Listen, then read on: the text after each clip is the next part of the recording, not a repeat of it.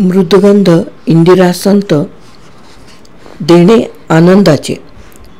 मृदगंध हे ज्येष्ठ कवयित्री श्रीमती इंदिरा संत यांचे सदर दिनांक 1 जानेवारी 1984 पासून कोल्हापूरच्या रविवार सकाळमध्ये सुरू झाले आणि 60 आठवडे अखंडपणे चालले.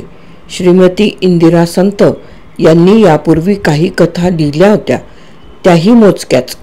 अशा प्रकारचे ललित गद्य आणि त्यातही आत्मचरित्रात्मक तर त्यांनी कधीच लिहिले नव्हते. त्यांचे आत्मकथन जाणवत होते ते त्यांच्या कवितेतूनच.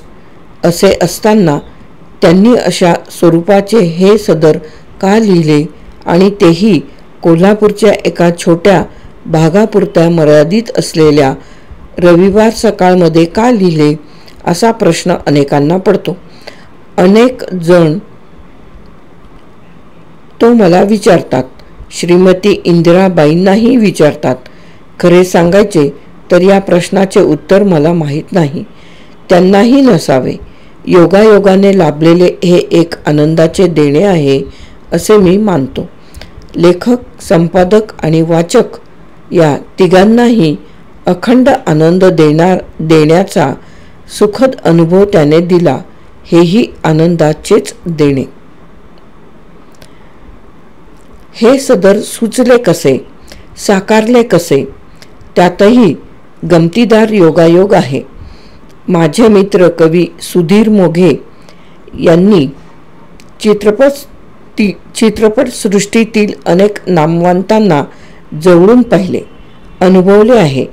त्यांच्या अनोख्या सुंदर आठवणी त्यांनी मनात जपल्या आहेत. त्या आठवणी, अनुभव सांगणारे सदर त्यांनी लिहावे असे ठरवले. त्यासाठी मी नाव ठरवले मृदगंध. पण मृदगंध वर त्यांचे नाव लिहिलेले नव्हते. श्रीमती इंदिराबाईंच्या लेखणीतूनच ते साकार व्हायचे होते. विशेष म्हणजे मृदगंधमधील काही लेख प्रसिद्ध होईपर्यंत श्रीमती इंदिराबाईंची आणि माझी भेटच झाली नव्हती.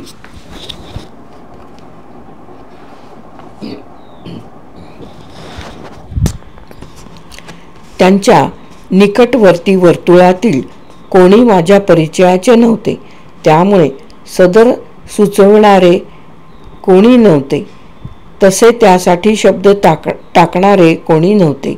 एका अर्थी तेच चांगले होते. परिचयाची होती ती त्यांची गर्भरेशमी कविता. तिनेच त्यांना मृदगंध लिहायला सांगण्याची प्रेरणा दिली.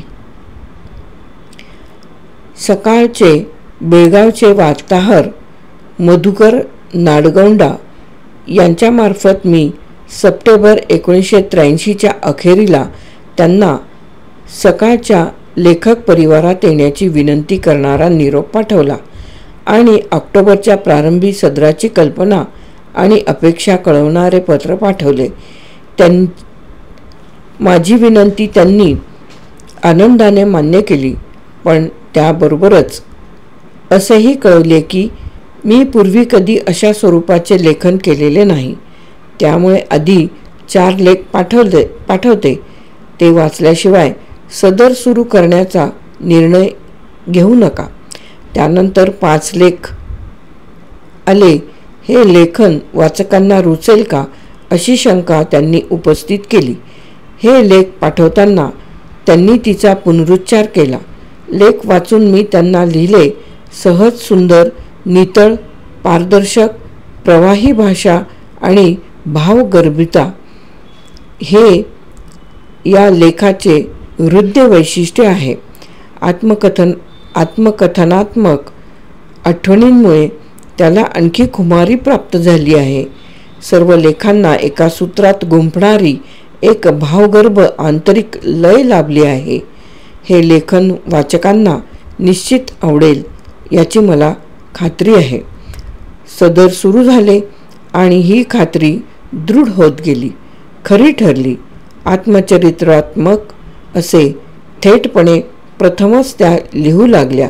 भावना, अनुभव, आठवणी आणि विचार यांचा हृदय गोफ त्यातून साकारत गेला. हृदय विकाराच्या ताणातही त्यांनी हा लेखनाचा ताण घेतला. त्याने त्यांना विरंगुळा दिला. तुम्ही आता संपूर्ण आत्मचरित्र लिहा असा आग्रह या लेखनाच्या काळातच मी त्यांना करू लागलो. तेव्हा माझ्याकडे काय आहे सांगण्यासारखे असे त्यांचे पालुपद असे. आता दूर झाले आहे. त्यांच्याकडे सांगण्यासारखे काय आहे आणि किती आहे हे मृदगंधाच्या पानोपानी प्रतिबिंबित होत आहे. श्रीमती इंदिराबाईंच्या लेखणीचा आगळा मनोज्ञ आविष्कार आहे. या पुस्तकाच्या रूपाने हे सर्व ललित लेख एकत्रित स्वरूपात प्रकाशित होत आहेत. तप्तमुद्रा हा एकच लेख सदरात प्रसिद्ध न झालेला तो रविवार सकाळ दिवाळी अंकात आहे. ज्या क्रमाने लेख प्रसिद्ध झाले तो क्रम येथे नाही. आंतरिक सूत्राच्या आधारे नव्या क्रमाने त्यांची रचना करण्याचा प्रयत्न केला आहे. यातील प्रत्येक लेख स्वतंत्र आहे आणि लेख असे स्वतंत्र असतानाच एकात्मक पण एकसुरी नव्हे प्रवाही भावकथा त्यातून साकारली आहे. दीर्घकाळ एखादे सदर ताजेपणाने चालणे आणि वाचकांना ते आवडत राहणे तसे अवघड, पण मृदगंधाच्या बाबतीत ते सहज सुलभ झाले. काही सदरे वा मालिका बंद करण्याचा आग्रह वाचक धरतात, पण मृदगंध थांबू नये यासाठी पत्रांचा वर्षाव झाला. साहित्यप्रेमिकांनीच नव्हे तर एखाद्या शेतकऱ्यापासून सामान्य गृहिणीपर्यंत सर्व स्तरांतील वाचकांनी मृदगंधाला अशी मनमुराद दाद दिली. साहित्यिक क्षेत्रात तर या लेखनाची अपूर्वाईने दखल घेतली गेली. इंदिराबाईकडून हे लेखन करून घेऊन तुम्ही मराठी साहित्याला ऋणी करून ठेवले आहे असे श्री कै. प्रभाकर पाध्ये यांच्यासारख्या प्रतिभावंत साहित्यिक समीक्षक विचारवंताने लिहिले. तर संपादक म्हणून तुम्हाला मिळालेले हे एक मोठे इनाम समजा असे कवी मंगेश पाडगावकर म्हणाले. अशी भरभरून दाद मिळाली याचे सारे श्रेय श्रीमती इंदिराबाईंना आहे. ती किमया त्यांच्या लेखणीची आहे. वाचकांपर्यंत हा आनंद पोहोचवण्याचे काम मला करता आले याचा अभिमानास्पद आनंद मला आहेच.